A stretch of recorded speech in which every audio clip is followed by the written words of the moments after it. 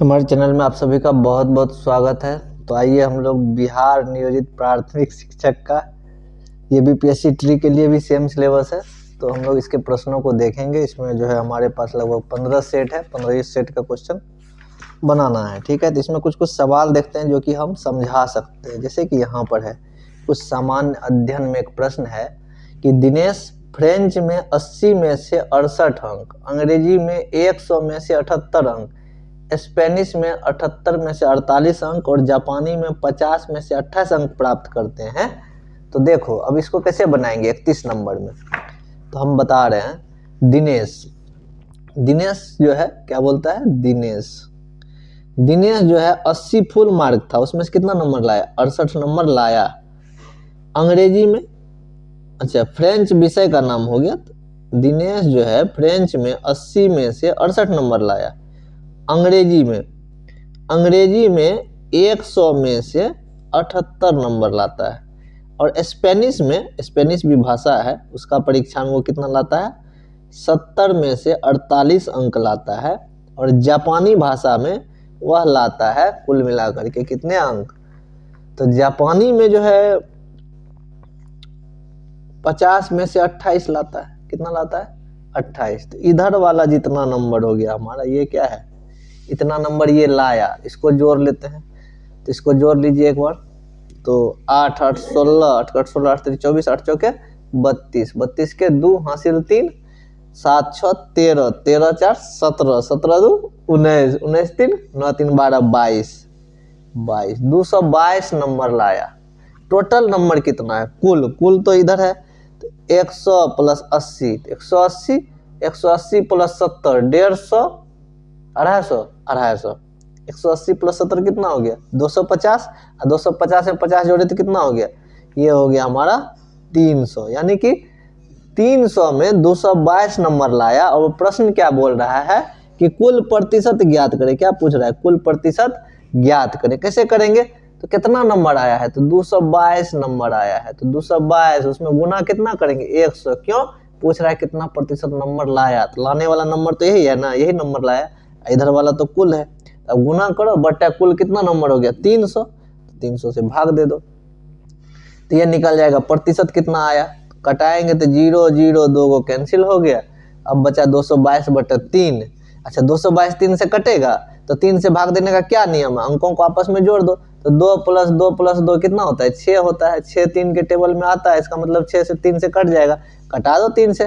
3 7 21, फिर बचा शेष 1 और 2 12, 3 चौके 12। आंसर कितना हो गया 74। तो कितना प्रतिशत अंक आया, 74% अंक, 74%। क्लियर है, एक सवाल मैंने समझा दिया।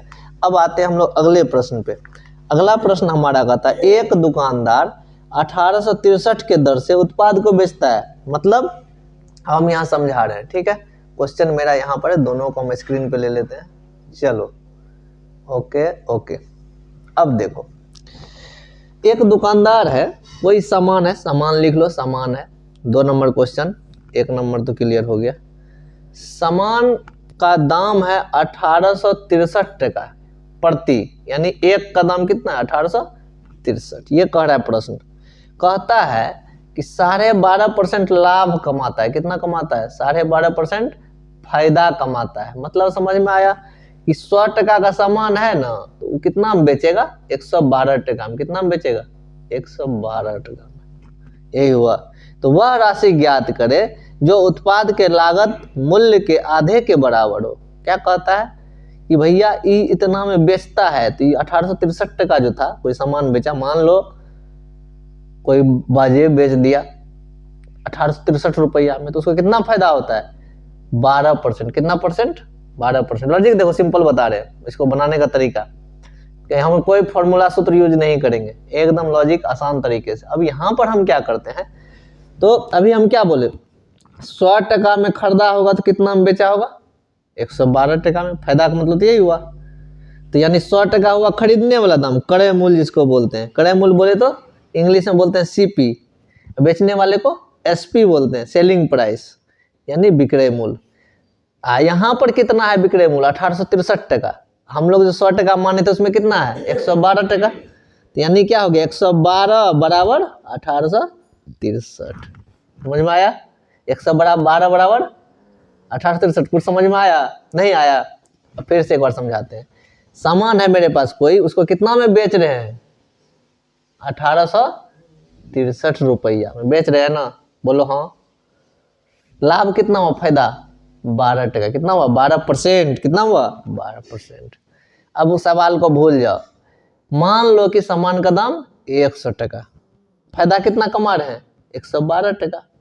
एक मतलब 112 टका में बेच रहे हैं, उधर 1863 टका में बेच रहे हैं, तो 112 को 1863 को बराबर कर दिए। सवाल बन गया यहीं पे, क्योंकि बेच रहे हैं 112 में, यदि 100 टका में खरीदे हैं तो 12 टका का फायदा ले रहे हैं, हाँ या नहीं? तो 112 में बेचे, और वहां पे 1863 में बेच रहे हैं, दोनों को बराबर कर दो। ठीक है, कर दिए 112 बराबर 1863। अब बोलो ऐसे क्यों बना रहे हैं? फॉर्मूला बना सकते थे, फॉर्मूला पे बच्चा फंस जाएगा। इस आसान लॉजिक। 200 मानेंगे ना तो उसमें थोड़ा उलझन है, थोड़ा बनाने में प्रॉब्लम होगा। आसान है 100, 100 टका तो 112 टका, बात समझ रहे हो? और 200 मानेंगे तो 12 दूना 24 टका हो जाएगा, तो वहां पर कैलकुलेशन थोड़ा गड़बड़ा जाएगा। अब देखो, अब क्या करेंगे? 112 रुपया में बेचे, यानी कि 1863 में बेचे। एक रुपया में बेचेंगे तो कितना होगा? 1863 बटा 112। यदि 100 टका में बेचेंगे तो 1863 बटा 1863 बटा 100, सॉरी 112 गुना 100 बन गया सवाल। अब सॉल्व कर लो इसको, तो यानी मूल दाम कितना है वो निकल जाएगा। सवाल ही नहीं पूछ रहा है कि दाम कितना है, सवाल पूछ रहा है दाम जितना है उसका अधिया कितना होगा। देखो क्वेश्चन क्या पूछ रहा है, कितना घुमा के। बच्चे जिसको नहीं आएगा समझ में फंस जाएगा। कहता है उत्पाद का लागत मूल्य का आधा राशि कितना होगा। तो पहले लागत मूल्य तो निकालेंगे, यानी 100 टका में खरीदे थे तो 100 टका के बराबर क्या होगा निकाल लेते हैं। अब कटेगा कैसे देखते हैं। ऊपर में 1863 है, नीचे में 112 है, 112 को जोड़ो, 2 1 3 1 4, कोई आइडिया नहीं। 1863 वो भी नहीं कट रहा है, 2 से कटा देते हैं। 2 पंचा 10, 2 छा के 12। ऊपर में तो 2 से कटेगा नहीं, इधर कटेगा 2 से, 50 हो गया। अब फिर है यहाँ पर 56 है।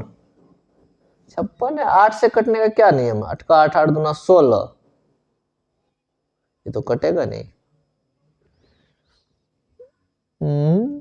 कुछ तो होएगा, कटना तो चाहिए। फिर से कटाते हैं। 28 दूना 56, इसको कटाएंगे तो 25 बार में कट गया 50।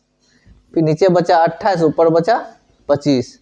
अच्छा, इसको अब 7 से कटाते। 7 चौके 28 होता है, 7 से कटना चाहिए। 7 चौके 28, उसके ऊपर में 18 है, 7 दूना 14, 4 बचा 6 बचा, 7 छा के 42, 4 3 कटेगा नहीं 7 से।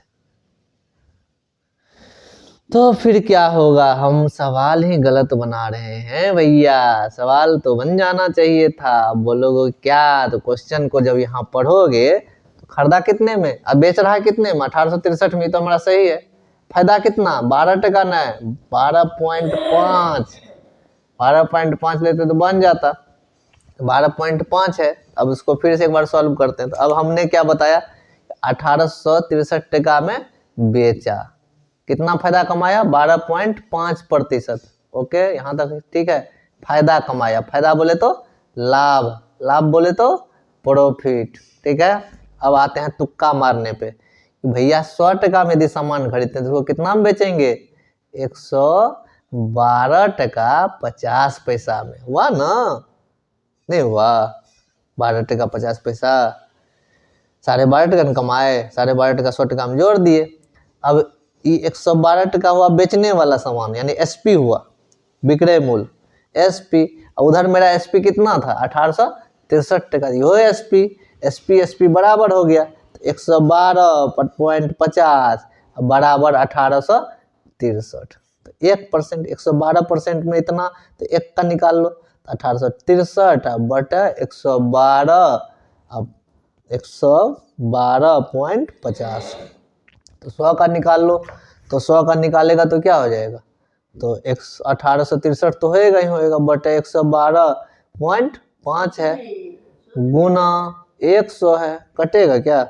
दशमलव उड़ाओ, 1 जीरो ऊपर गया।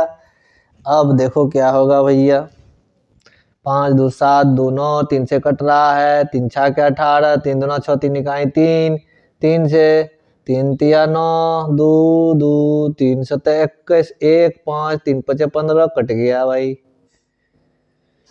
अब ये कटेगा क्या रे? हाँ कट जाएगा, 3 दूना 6, 0 3 7 21, नीचे कटा 3 इकाई 3, 3 दूना 6, 3 5 15।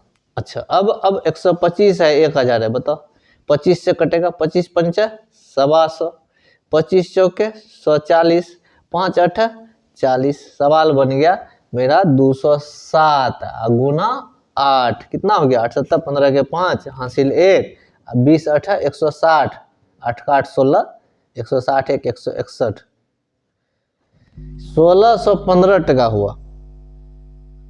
8 7 56 न होता है, गलती कर दी। 8 7 56 के 6 हासिल 5, 8 दूना 16, 160 5 165, यानी 1656 टका हुआ। उसका आधा कर दो। आधा पूछ रहा है। अब सवाल में क्या पूछ रहा है? सवाल देखो गौर से, कह रहा है उसका आधा बताओ, लागत मूल्य का आधा, जितना हम खरीदे थे उसका आधा। इसका आधा करोगे तो कितना हो जाएगा? 8 2 8, 56 का आधा 28, 16 का आधा 8, 828 रुपया। ऑप्शन नंबर मेरा कौन सा हो जाएगा? सी हो जाएगा। अभी आंसर नहीं देखे, समझा रहे, क्लियर है? अब देखो मैथ सब बहुत इजी है। अब तुमको विकर्ण वाला भी सवाल दे दिया। विकर्ण वाला क्या कह रहा है? सवाल देखो क्या कह रहा है, 27√3, सॉरी कितना है? 27√3 क्या है? विकर्ण है। किसका विकर्ण है? घन का। घन जानते हो क्या होता है? एगो डब्बा होता है ना? कौन सा डब्बा होता है? उदाहरण बता दो। तेल वेल का डब्बा जो भी है। तो घन जो है इस तरह से होता है, और इसका जब दो शीर्ष अपोजिट शीर्ष को मिलाते हैं तो वही निकल आता है विकर्ण। विकर्ण यानी डायगोनल, उसी को हिंदी में विकर्ण बोलते हैं। इसका विकर्ण दिया हुआ है 27√3 दिया हुआ है, क्लियर है? उसकी ऊंचाई कितनी होगी? घनाभ का विकर्ण दिया हो तो ऊंचाई बताओ भैया। अच्छा घनाभ है कि घन है? घन है भैया, घन है। इसको पिघला के बना रहा है क्या चीज? घनाभ। पहले क्या था? घन। इसका विकर्ण दिया हुआ था, इसका साइड तो बराबर होगा, यानी ये हुआ ए, ये हुआ ए, बन गया बीच में त्रिभुज।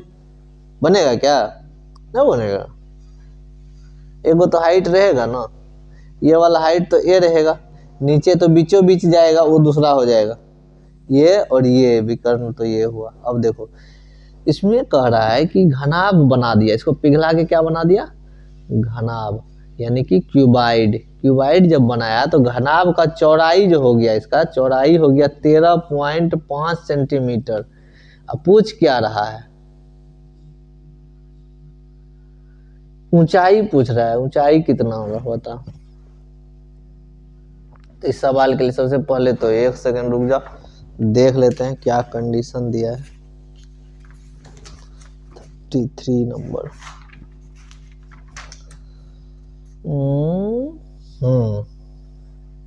तो घन का विकर्ण है दिया हुआ इतना। घन का विकर्ण का एक सूत्र होता है, उससे निकल जाएगा। ये क्वेश्चन बन गया। अब देखो, अब यह सवाल था तो इसमें तुमको एक चीज आना चाहिए। तो घन का विकर्ण का सूत्र क्या होता है? घन का विकर्ण बराबर होता है √3a। क्या होता है? √3a। अब कहोगे अंग्रेजी में क्या बोलेंगे इसको?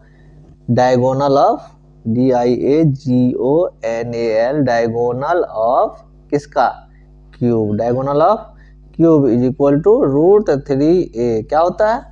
√3a। कोई दिक्कत नहीं है। अब यहाँ पर क्या किया ये भाई साहब? डायगोनल दिया हुआ है कितना? प्रश्न में दिया हुआ है अकॉर्डिंग टू क्वेश्चन। क्वेश्चन में कितना दिया हुआ है डायगोनल? 27√3। यहाँ सूत्र पे यहाँ पर लिख देते हैं हम लोग। कितना लिखेंगे? 27√3 इज इक्वल टू √3a। ठीक है ना? अब देखो क्या हो जाएगा। √3 को इधर ले आएंगे तो √3 खत्म, बच गया 27। a बराबर 27 हो गया। जब a निकल गया तो उसका एरिया नहीं निकल जाएगा? बोलो हाँ। एरिया बराबर क्या होता है? 6a² होता है मेरे ख्याल से। 6a²। किसका एरिया होता है? घन का। घन का एरिया कितना होता है? आयतन कितना होता है घन का? 6a³ या a³ होता है। लंबाई गुना चौड़ाई गुना ऊंचाई। This is the volume. Volume means क्या होता है? टोटल स्पेस इन द वस्तु यानी सामान। जैसे मान लो ये उदाहरण, ये क्या है, एक बॉक्स हो गया मान लो, ठीक है। इसमें कितना स्पेस है अंदर में, ये कैसे निकालेंगे? इसके लिए हमको क्या निकालना पड़ेगा? वॉल्यूम। क्या निकालना पड़ेगा? वॉल्यूम, ठीक है। और इतना ही नहीं, अब मान लो ये हमारा स्प्रे बोतल है, इसका स्पेस अंदर में कितना होगा, इसके लिए क्या निकालना होगा हमको? वॉल्यूम। ये है क्या पता है? सिलेंडर है ना, गोल होता है ना सिलेंडर, ऐसा ही, इसको क्या बोलते हैं हम लोग? सिलेंडर। इसका निकाल लो वॉल्यूम, निकल जाएगा इसमें कितना स्पेस है, कितना इसमें रखा हुआ है स्प्रे। तो वॉल्यूम निकालने के लिए फॉर्मूला क्या होता है? 6a³ होता है, ठीक है। ये जो बनाया है ना, ये से वही निकाला है वॉल्यूम। वॉल्यूम देखो फिर गलती कर दी, अब कंफ्यूजन मत रखो। यहाँ देखो क्या है, घन का क्षेत्रफल कितना होता है? घन का क्षेत्रफल 6a²। अब आयतन कितना होता है? आयतन बोले तो वॉल्यूम कितना होता है? a³ होता है। डायरेक्ट क्या होता है? a³। अब सोचिए क्या कह रहा है, इस घन को पिघला दिए, बना दिए कौन चीज? घनाभ। पिघलाएंगे तो कौन चीज? उतने नहीं रहेगा मटेरियल। बर्फ से है, बर्फ को पिघलाएंगे तो पानी बनेगा, फिर पानी को बर्फ बनाएंगे तो वही होगा, सेम टू सेम। लेकिन भले आकार चेंज हो सकता है, एक बार कटोरी में रख देंगे, एक बार गिलास में रख देंगे तो गिलास जैसा बन जाएगा। वही काम किया ये, तो दोनों का तो आयतन सेम होगा। तो हम आयतन निकाल लेते हैं पहले वाले का। ए निकल गया मेरा 27, तो ए 27, तो 27 का क्यूब कितना हो गया? बोलो। 27 गुना 27 गुना 27 गुना कर लो, आंसर निकल जाएगा। यही मेरा क्या हो गया? आयतन। अब कह रहा है वो लोग कि 13.5 सेंटीमीटर उसका लंबाई है, किसका? घनाभ का। कितना है? घनाभ का। बोला कि और एक चीज बोल रहा है प्रश्न में, देखो प्रश्न में क्या बोल रहा है वो क्लियर कर लेते हैं। यदि घनाभ की लंबाई घन के भुजा के बराबर है, घनाभ की लंबाई क्या है? घन के भुजा के बराबर, तो ये भी बता दिया। अब घनाभ बन गया, तो घनाभ में लंबाई कितना है? जितना घन का भुजा था बोल रहा है, लंबाई बराबर घन का भुजा। घन का भुजा कितना निकला है? 27, यानी कि लंबाई इसका 27। चौड़ाई दिया हुआ है कितना? 13.5 सेंटीमीटर। बच गया ऊंचाई है ना। हाँ, अब तो सवाल आसान हो गया। कैसे हो गया? भैया घनाभ बराबर कौन चीज? घन। घन का आयतन कितना निकला था? तो घन का आयतन निकला 27 गुना 27 गुना 27 बराबर इधर क्या क्या दिया हुआ है? लंबाई गुना चौड़ाई गुना ऊंचाई। फॉर्मूला में दोगे तो एक हो गया 27, एक हो गया 13.5, एक हो गया 13.5, एक तो मालूम ही नहीं है, तो वही निकालना है जो मालूम नहीं है। 2 को दिया हुआ है, 27 27 खत्म हो गया। बराबर के दोनों साइड काटिए सकते हैं, काट सकते हैं कि नहीं काट सकते हैं? h बराबर क्या हो जाएगा? तो इधर 27 है, 27 गुना 27 बटा 13.5। सवाल को सॉल्व कर दो, बन जाएगा। ये चीज है, ठीक है। अब तो ये अपना सॉल्व करने वाला जो है अगला आदमी खुद सॉल्व करे तो अच्छा लगेगा। अब आगे देखते हैं हम लोग सवाल में। देखो 34 नंबर, 34 नंबर कह रहा है 1000 किलोमीटर दूरी तय करने में विक्की और राकेश द्वारा लगने वाले समय का अनुपात 41:37 है। ठीक है, यहां से लेकर के यहां तक जाने में दूरी कितना है? 1000 किलोमीटर। पक्का दूरी पता चल गया 1000 किलोमीटर यहां से पिपरा जाने में। लेकिन अब सोचो कि दोनों है, एक लड़का कौन है? एक है विक्की, बी से विक्की, बी लिख दो। एक है राकेश, आर। विक्की को कितना लगता है? 41, उसको कितना लगता है? 37। कितना? 37। समझ में आ गया? ये समय है, 41 और 37 क्या है? समय है। लेकिन ये तो फिक्स नहीं, अनुपात में है। 41 रेशियो 37, तो इसको तो हम मान नहीं सकते हैं फिक्स। हम खेल क्या करेंगे? हमको गति, गति क्या होता है? गति पता है तुमको? स्पीड जिसको बोलते हैं। स्पीड का सूत्र बताओ। दूरी बराबर चाल गुना समय होता है, पता है ना? दूरी बराबर चाल गुना समय। ठीक है, अंग्रेजी में बोलोगे तो स्पीड बराबर होता है, सॉरी डिस्टेंस बराबर होता है, क्या होता है? डिस्टेंस बराबर होता है स्पीड गुना टाइम। क्लियर है? लेकिन टाइम का रेशियो तो अलग अलग है, किसी का स्पीड ज्यादा होगा, किसी का कम होगा। अब जिसको ज्यादा समय लगा उसका स्पीड कम की ज्यादा? कम। और जिसको कम समय लगा वो स्पीड ज्यादा होगा। यही खेला है। अच्छा, तो अब क्या करेंगे? दूरी दिया हुआ है, समय दिया हुआ है, तो चाल निकालेंगे दोनों का। यस और नो? लेकिन ये जब अनुपात में जब भी रहे ना, इसमें लगा दो या तो x या तो t या तो अपना मर्जी का कोई वेरिएबल। तो ये 41 को x मान लो और 37 को भी क्या मान लो, x में गुना कर दो। 41x और 37x। अब देखो ये टाइम है, इसको टाइम मानते हैं। ये किसके लिए, विपिनमा के लिए है, विक्की के लिए। 41 अभी रुक जाओ, हर प्लस नहीं करना है। 37x किसके लिए है, आर के लिए। रमन राकेश जो भी हो, अलवा सुथनी शकरकंद। क्लियर है। अब देखो करना क्या है कि दूरी तो फिक्स है, निकालना क्या है भैया, गति, स्पीड। स्पीड निकालो तुम, स्पीड यानी कि जिसको हिंदी में गति बोलते हैं। कलम मेरा खत्म हो गया, ठीक है। तो गति निकालने के लिए किसका निकालो, गति, विक्की का निकालो। विक्की का जब गति निकालोगे तो विक्की का दूरी पता है हमको, दूरी कितना है 1000, फिक्स है ना।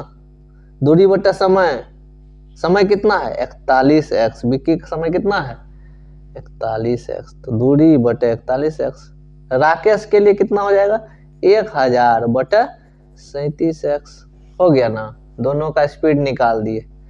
अब प्रश्न क्या कह रहा है, प्रश्न देखो कि गतियों का अनुपात लिखिए। क्या, किसका अनुपात, गति का। तो अनुपात का मतलब क्या हो गया, ये देखो v अनुपात r, यानी क्या हो गया v अनुपात r यानी 1000 बटे 41x बराबर 1000 बटे 37x। ये गया, ये गया। अब क्या करोगे, 1000 गया, 1000 गया, 41 और 37, 37 इधर चला आएगा, 41 उधर चला जाएगा। तो इसका रेशियो क्या हो जाएगा 37 अनुपात 41। तो प्रश्न में ऑप्शन में दिया होगा 37 अनुपात 41, आंसर मेरा सी हो जाएगा। अब अगला क्वेश्चन, अगला क्वेश्चन तो और इजी है। अगला प्रश्न कह रहा है 6200 रुपये 8% वार्षिक ब्याज के दर से साधारण ब्याज के दर पर निवेश किए गए। तो प्रश्न में हम लोग पट से लिख देंगे कि मूलधन कितना है, कितना रुपया दिए है 6200 रुपया, 6200 रुपया। दर कितना है, दर यानी कि रेट, दर है हमारा 8%, जो दिया है हम उसको लिख लिए है, ठीक है। समय कितना कर रहा है 5 वर्ष, समय कितना है 5 ईयर, 5 वर्ष। तो कुल मिलाकर के पूछ रहा है कि आधी राशि को शेयर बाजार में निवेश कर दिया और शेष राशि कितनी होगी। तो पहले पूरा राशि निकाल लेंगे तब ना निवेश करेंगे। तो क्लियर है, पूरा राशि निकाल लो कितना हुआ। पूरा राशि निकाल लेता है बेचारा, उसमें से आधा लगाता है फलना, आधा लगाता है चिलना। तो ब्याज निकाल लो कितना होगा। तो ब्याज बराबर क्या होता है, सिंपल इंटरेस्ट बराबर SI बराबर होता है, यानी कि साधारण ब्याज बराबर मूलधन गुना समय गुना दर बटे 100। मूलधन कितना है 6200, समय कितना है 5 साल, दर कितना है 8% बटे कितना है 100, 100 का 2 शून्य, ये शून्य गया। अब सारे को गुना कर दो, 8 पंचे 40, 40 गुना 62 करो, तो 40 गुना 62 करते हैं तो कितना हो जाता है 4 दूना 8, 6 चौके 24, एगो जुड़ना 24 80 हो गया। इसका आधा पैसा, अच्छा ये तो ब्याजे हो गया 24 80, अब मूल पैसा कितना था 6200, फायदा कितना हुआ ब्याज 24 80, जोड़ देते हैं 0 8 6 8। कहता है आधा शेयर बाजार में जमा किया और आधा ले लिया, तो आधा कितना लेगा, इसका आधा करते हैं 4 3 4 0, 4340 टका। ऑप्शन में होगा 4340 टका, इसमें नहीं है, उपयुक्त में से कोई नहीं। आंसर में क्या हो जाएगा, उपयुक्त में से कोई नहीं। तो इसी तरह से हमारा मैथ का सवाल बनेगा, और मैथ का सवाल तो इजी है ना रे नुन्नू बउआ, एकदम सही है, ठीक है। हमारा सवाल था 4340, लेकिन उसमें कोई आंसर नहीं था, तो हमारा आंसर उसमें नहीं होगा। बात खत्म है, प्रोसेस यही हुआ। अगला सवाल देखो, ये क्या है, देखो कितना आसान सवाल है।